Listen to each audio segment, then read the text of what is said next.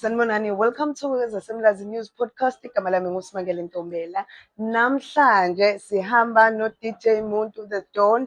Sawubona DJ Muntu. Hi, Sima, kunjani? Ngiyaphila baba njani? I'm good, my sister. Ngiyaphila nami. Thando zami sizokwazi ke namhlanje ngo DJ Muntu sazi ukuthi ilegend yethu ekhulele khona la eMlazi usazosichazela ke kabanzi ngaye nemibuzo nje embalwa esizothi ukumbuza ngayo. DJ Muntu, mengingabuza njena uDJ Muntu ukhulele phi ufunde phi? uDJ Muntu ukhulele la eMlazi kwa A ngafunda ezwelethu khona la eMlazi. So born and bred here nje la kwa A eMlazi. Oh, siyajabula ukwazi lokho. Mengingabuza nje uqale nini ukuba uDJ, amagama akho bakubiza uMaster Blaster, abanye bakubiza uThe Don, aphuma phi nje?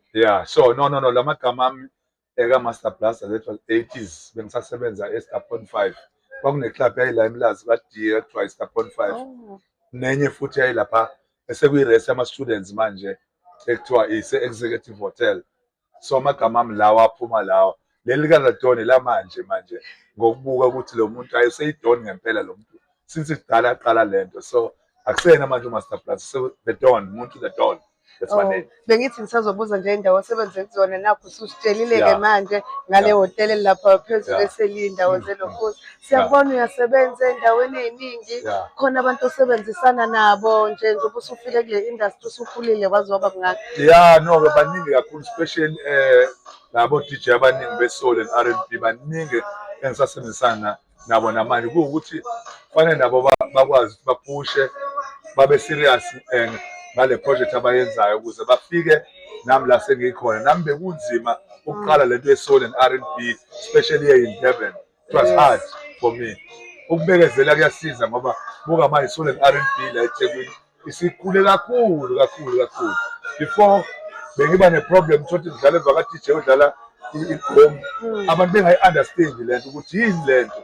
Namhlanje I'm happy ngoba sekuthiwa ngiyahamba emhlabeni, angishiyile ilegacy mina, especially KZN.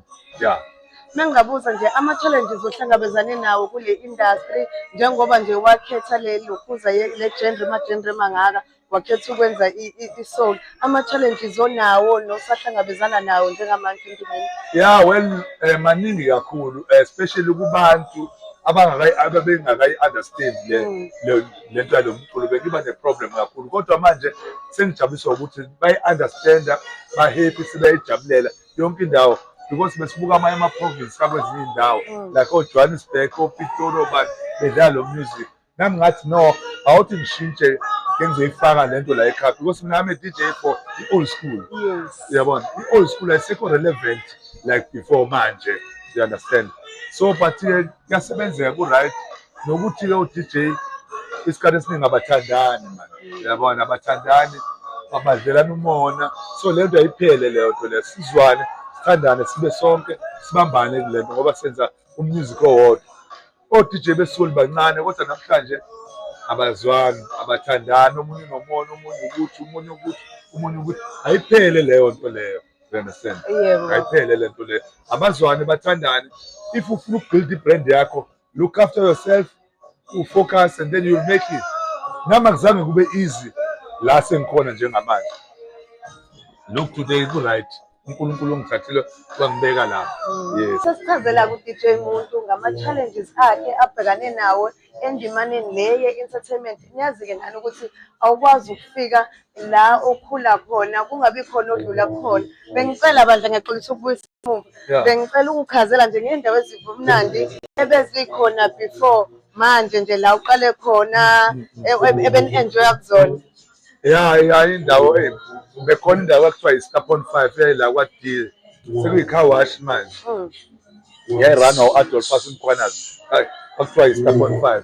And then phezulu la sekuyi-rest yaseMangosuthu, kwakuse-executive ila ngangikhona kulezo zindawo. Zaziwu-2 kakhulu, especially indawo la eMlazi ezazi kuyithathe ababeyithanda kakhulu abantu. Bona ka-J eMlazi bakhona indawo kwakuthiwa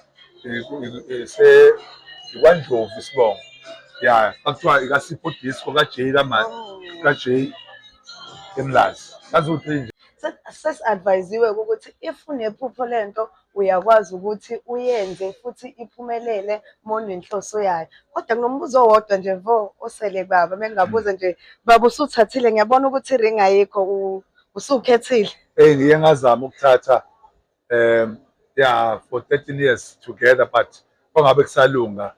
Anginamuntu manje, angeke ngisho ukuthi ngisemakethe, sengimdala mina, but nje futhi angicabangi nje futhi ukuthi ngingaba nawo unkosikazi. Awucabangi inhlobonhlobo nje? Anhlobo, akuthi nje shuwa nginendaba. Ngicela ukubhalwa kumafa nje lapha eceleni ngoba phela akekho. Zikhona phela iy'ngane angiyitholile nami ey'ntombini ngisemusha nami ngisewumfana, kodwa nje masikhuluma ngenkosikazi impela nokuthi ngovalwa amehlo, ukhona ongivala amehlo, awuvalwe esibhedlela amehlo. Nabantwana finish nje, ngiyabonga nje, ngiyabonga.